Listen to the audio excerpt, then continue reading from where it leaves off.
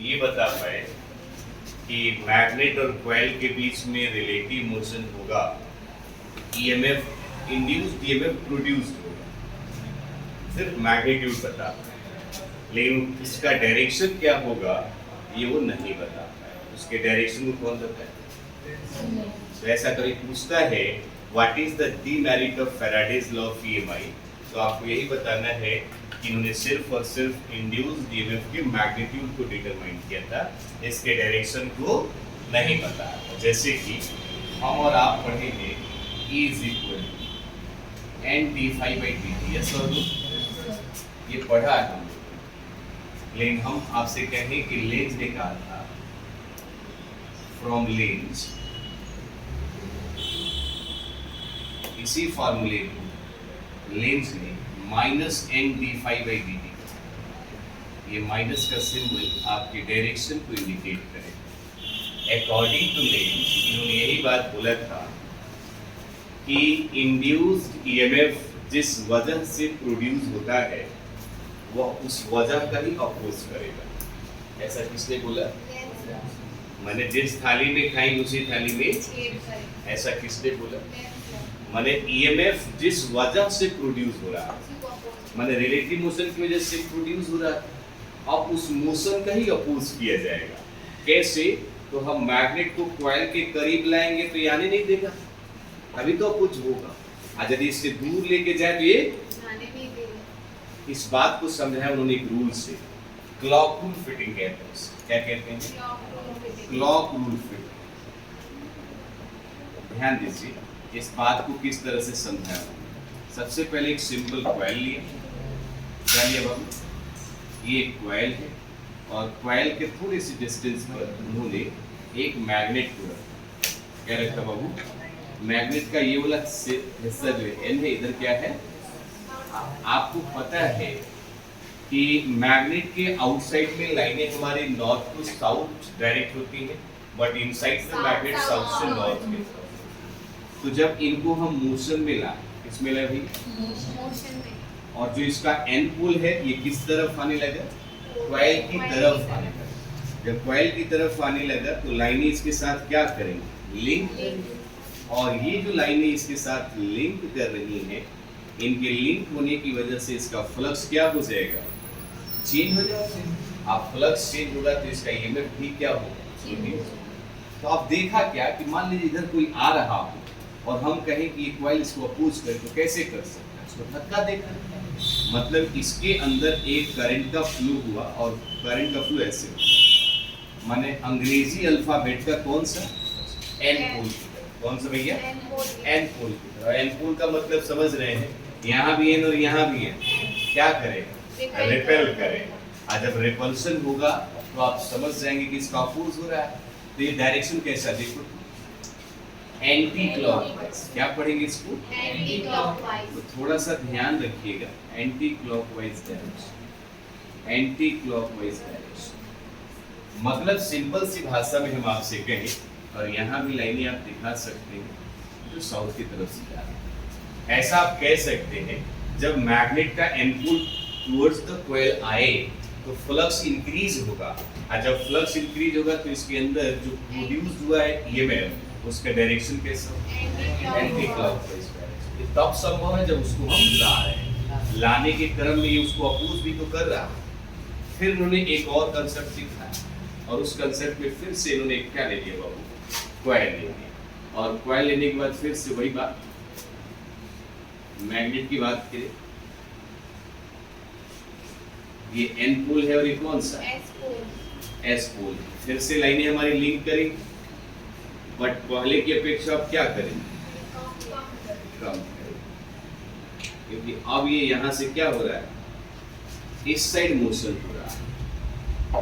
ईमानदारी से बताएं, अब इसमें एन है, इधर करंट का फ्लो ऐसे होने लगा, माने कौन सा वाइज? अंग्रेजी अल्फाबेट का कैसा बना? ये क्या है? अट्रैक्ट या रिपेल? क्या करेगा? ये कौन सा वाइज हो जाएगा? ऐसे केस में फ्लक्स डिक्रीज होगा। ऐसे केस में फ्लक्स क्या होगा? डिक्रीज होगा। जब फ्लक्स डिक्रीज होगा तो ईएमएफ क्या हो जाएगा? ईएमएफ हमारा डिक्रीज हो जाएगा, लेकिन उसका डायरेक्शन कैसा हो जाएगा? क्लॉकवाइज। तो देखिए आया तो आने नहीं दे रहा है, और जा रहा है तो जाने नहीं दे रहा। This is called Lenz law. मैंने आएगा तो आने नहीं देंगे, जाएगा तो जाने नहीं देंगे। उसी को कौन सा लॉ कहते हैं? Lenz law. ऐसा पेपर पे नहीं लिखना। बात करते हैं। हाँ।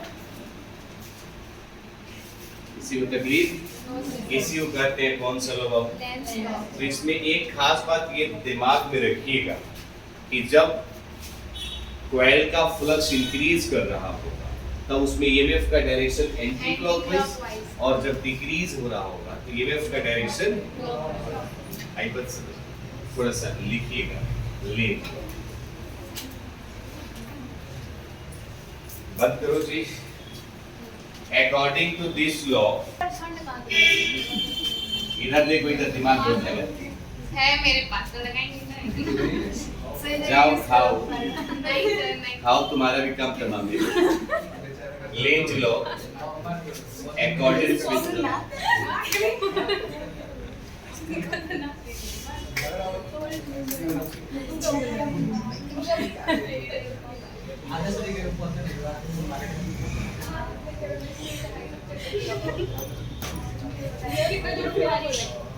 चलिए next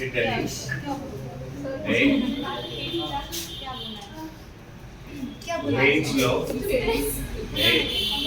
Lenz law, accordance with the law of conservation of energy. Lenz law, accordance with the law of conservation of energy. तो दो तीन चीजें तरीकों से इसको समझिएगा, बड़ा ही अच्छा पैटर्न है और ये आपको एमसीक्यू में देखने को मिलता है। क्या है पैटर्न? तो क्वेश्चन कहता है कि ये हमें बताए कि क्या लेंस का law of conservation of energy पर बेस्ड होता है, यदि हाँ तो हाउ। ठीक है, तो सबसे पहले इसमें समझना होगा कि sir law of conservation of energy क्या है। तो देखिए कंजर्वेशन ऑफ एनर्जी का मतलब होता है कि energy can neither be created nor be destroyed, it can transfer from one form into अलग अलग फॉर्म में। ऐसा 9 से रटते आ रहे, लेकिन आपको आपकी भाषा में बताना हो तो मान लीजिए कि हमको किसी लाइट को ग्लो कराना है, तो सबसे पहले स्विच को ऑन करेंगे। स्विच को ऑन करते ही वायर के जरिए लाइन के पास, उस बल्ब के पास इलेक्ट्रिकल एनर्जी जनरेट होगा, और जैसे इलेक्ट्रिकल एनर्जी जनरेट होता है तो लाइट क्या हो जाएगा? ग्लो करेगा। अब लाइट ग्लो किया तो इलेक्ट्रिकल एनर्जी कन्वर्ट हो गया लाइट एनर्जी, वो इलेक्ट्रिकल एनर्जी जनरेट हो गया, किसमें कन्वर्ट हो गया? Light energy. थोड़ी देर के बाद उसको टच करके देखेंगे तो आपको हीट एक्सपीरियंस होगा, तो अब कौन सी एनर्जी आ गई? Heat energy. मतलब कि स्विच को ऑन करना और लाइट का ग्लो करना, यहाँ तक एनर्जी कितने रूपों को पकड़ ली? इलेक्ट्रिकल एनर्जी, लाइट एनर्जी, और this process is called law of conservation of energy. अब आज सवाल आपसे ये पूछ रहा है, क्या यह law of conservation of energy Lenz law के साथ भी है? जैसे हम तीसरे चैप्टर में केसीएल और केवीएल पढ़े, किरचॉफ का करंट लॉ जो है वो law of conservation of charge पर बेस्ड होता है, और केवीएल जो है law of conservation of energy पर बेस्ड होता है। ये दोनों पेपर में आते हैं, एमसीक्यू में ये आता है। तो अभी तो आप बात ये समझ लीजिए कि Lenz law of conservation of energy पर बेस्ड होता है, अभी ये समझ लीजिए। अब आप समझिए कि कैसे इसको जानना हो तो सबसे पहले हम आपको बताएं कि हमारे पास एक सबसे पहला चीज एक कॉइल होना चाहिए। क्या होना चाहिए भाई? ये कॉइल,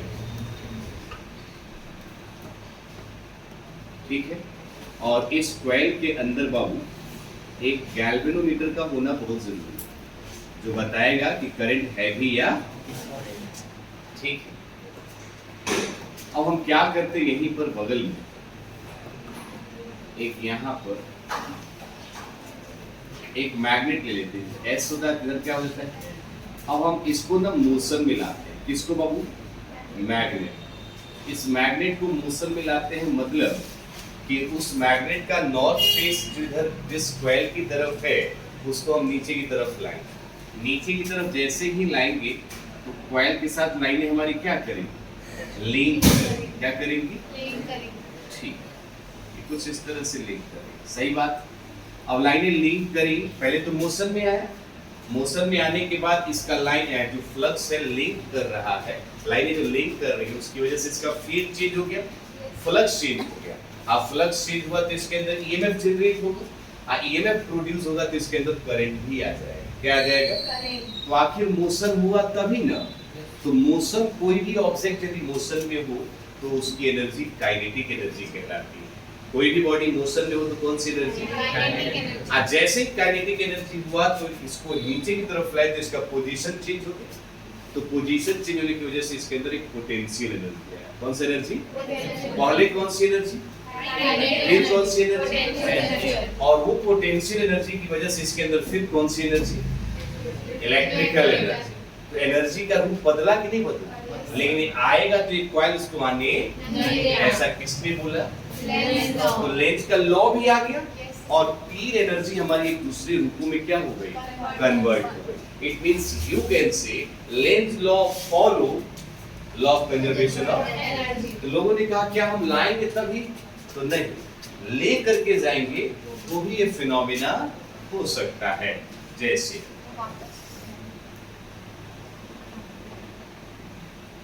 दिख रहा है आपको?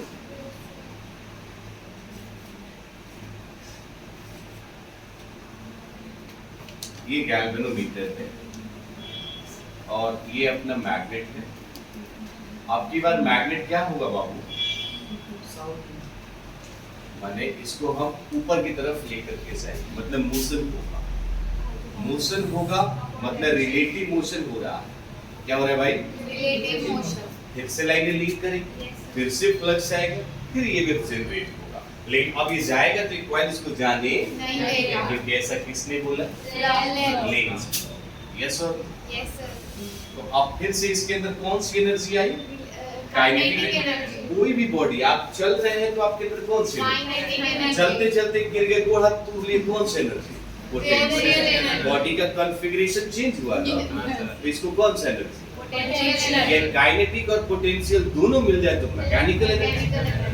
Means sum of kinetic and potential is called mechanical energy. तो आसान भाषा में कहें तो यहाँ मैकेनिकल एनर्जी और इलेक्ट्रिकल एनर्जी है, अर्थात mechanical energy is converted into electrical energy.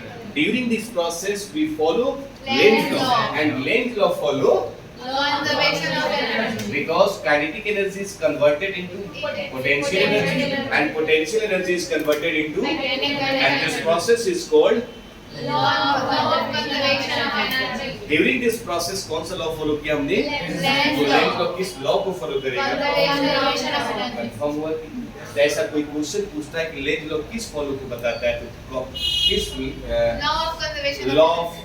को फॉलो करता है तो क्या बताएगा? Conservation of energy. समझ में आया? Yes. थोड़ा सा method of producing induced EMF.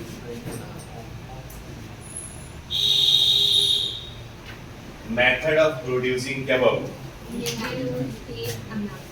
थोड़ा सा ध्यान से देखिए।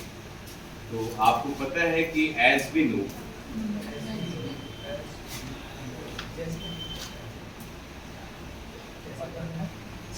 ईएमएफ का वैल्यू हम लोग पढ़ेंगे N D phi by D T. N ठीक है, डी बाई डी टी भी ठीक है, लेकिन फाई का वैल्यू हमने बी कॉस थीटा लिखा है। भाई साहब ये फॉर्मूला चीख चीख के चिल्ला चिल्ला के कह रहा है कि आप एन को चेंज करोगे तो ये चेंज हो जाएगा, बी को, ए को, थीटा इन सबको चेंज कर दो तो ये क्या हो जाएगा? So these are the method by which you can change the value of EMF. इसमें एरिया को चेंज करने से जो ईएमएफ आएगा उसका नाम होगा मोशनल ईएमएफ। क्या नाम होगा? तो कोई कहता है कौन कौन से ऐसे मेथड है, तो हम आपको यही बताएंगे कि EMF can be changed by increasing the number of turns, by increasing the strength of the magnetic field, by increasing area of the coil or the surface, and theta means orientation of magnetic field, orientation of magnetic field with the unit vector। मतलब आपकी भाषा में क्या change कर दें हम? Theta change कर दें तो हमारा ईएमएफ क्या हो जाएगा? तो ऐसे लिखिएगा, यहाँ से यहाँ तक आ जाएगा, यहाँ से यहाँ तक। तब बता रहे हैं उसके।